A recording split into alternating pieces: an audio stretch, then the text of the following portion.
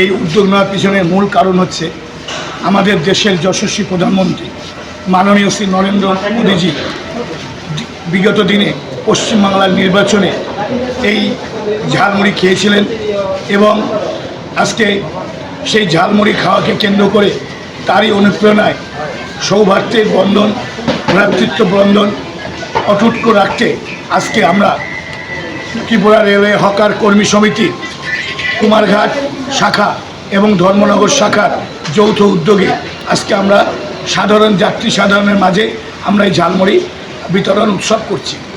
এখানে কত মানুষের মধ্যে আপনারা এই বিতরণটা করলেন?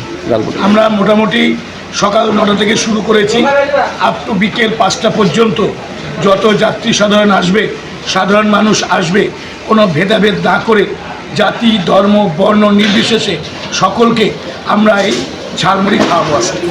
এখানে সংগঠনের পক্ষ থেকে কারা কারা উপস্থিত আছেন? সংগঠনের পক্ষ থেকে উপস্থিত আছেন আমাদের কুমারঘাট শাখার প্রেসিডেন্ট মাননীয় শ্রী ধীরেন্দ্র দাস, আছেন আমাদের সেক্রেটারি দীপক রাও, আমাদের অ্যাসিস্ট্যান্ট সেক্রেটারি কুমারঘাট শাখা রিপন দাস, আমি পল্লব রায় চৌধুরী, আমাদের রাজ্য কমিটির একজন সদস্য অজিত দেবনাথ এবং রাজ্য কমিটির সেক্রেটারি, এবং আমার সমস্ত ধর্মনগরের পঙ্কজ নাথ, নিরঞ্জন নাথ, ঠিক আছে নি, বিজয় মাহাতো এবং আরও সকল সদস্যরা, হকার ভাইরা, কুমারঘাট, পেচারথল, পানিসাগর, ধর্মনগর সমস্ত ইউনিটের সমস্ত হকার ভাইরা মিলে আজকে আমরা এই উদ্যোগ গ্রহণ করেছি। এ ধরনের ব্যতিক্রমী উদ্যোগটা কি আগামী দিনেও আপনাদের জারি থাকবে? এ ধরনের উদ্যোগ শুধু আগামী দিন জারি থাকা নয়, শুধু এই উদ্যোগ নয়, আমরা আগামী দিনে চেষ্টা করব মানব কল্যাণে। কারণ আমাদের দেখবেন পোস্টারের মধ্যে একটা কথা আমাদের লেখা আছে, দেশ সেবা এবং মানব সেবা আমাদের প্রধান অঙ্গীকার।